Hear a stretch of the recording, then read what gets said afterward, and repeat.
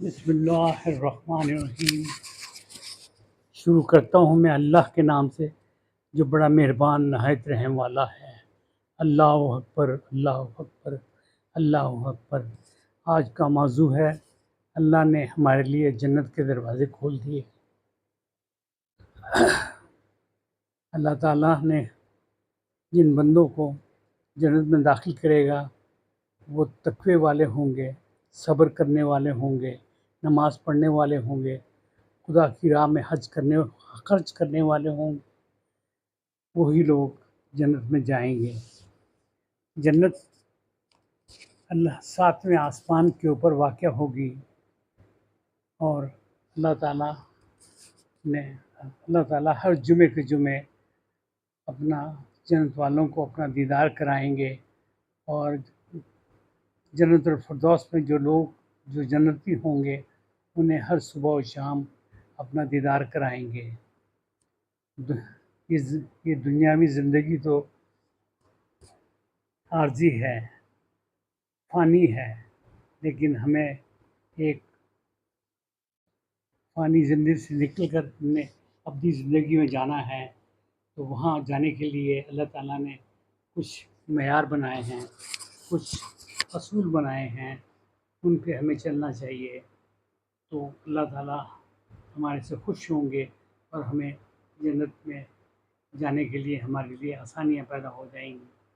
ان میں نماز پڑھنے والے ہوں گے، صبر کرنے والے ہوں گے، زکوٰۃ دینے والے ہوں گے، اللہ کی راہ میں خرچ کرنے والے ہوں گے، اور اسی طرح کے نیک لوگ ہوں گے، وہ ان کے لیے جنت میں جانا ان کے لیے آسان ہوگا۔ جب جنت اللہ تعالیٰ نے ایسا ایک بہترین ایک ایک جگہ بنائی ہے، ایک مقام بنایا ہے جہاں ہم ایک ہمیشہ والی زندگی اختیار کریں گے۔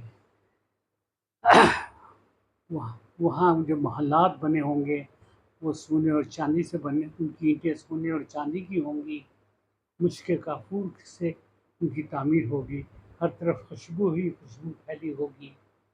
اللہ تعالیٰ اپنے بندوں سے بہت محبت کرتے ہیں، بڑا پیار کرتے ہیں۔ جب جنت میں جانے لگیں گے تو ان کا دروازہ بند ہوگا، تو وہ بڑے پریشان ہوں گے، تو حکم ہوگا کہ 2 چشمے پاس ہیں، وہاں جائیں، غسل کریں اور ٹھنڈا پانی پئیں۔ تو جب وہ ٹھنڈا پانی پئیں گے اور غسل اور وضو کریں گے، اس کے بعد وہ جنت کے دروازے پہ جائیں گے، جہاں حضرت صلی اللہ علیہ وسلم ہمارے پیارے نبی حضرت بلال کے ساتھ ہوں گے۔ جنت کے دروازے کھول دیے جائیں گے، وہاں پر خوبصورت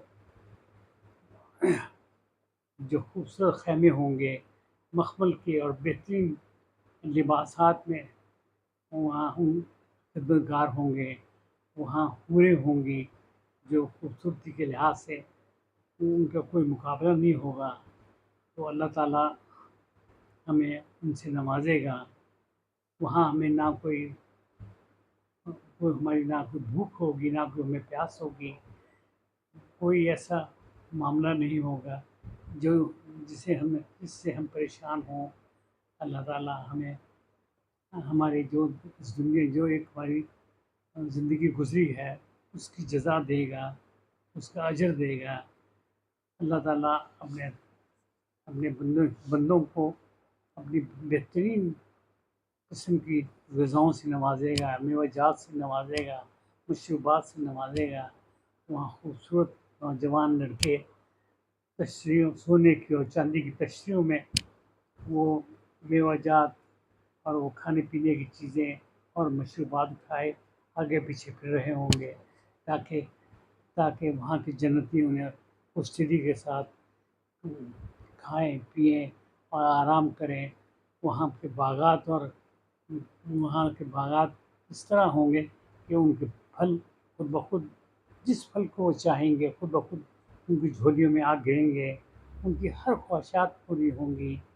اللہ تعالیٰ اپنے بندوں سے جو اللہ کی راہ پہ چلتے ہیں، اللہ تعالیٰ اپنے بندوں سے ان کو بہترین اجر دیتا ہے۔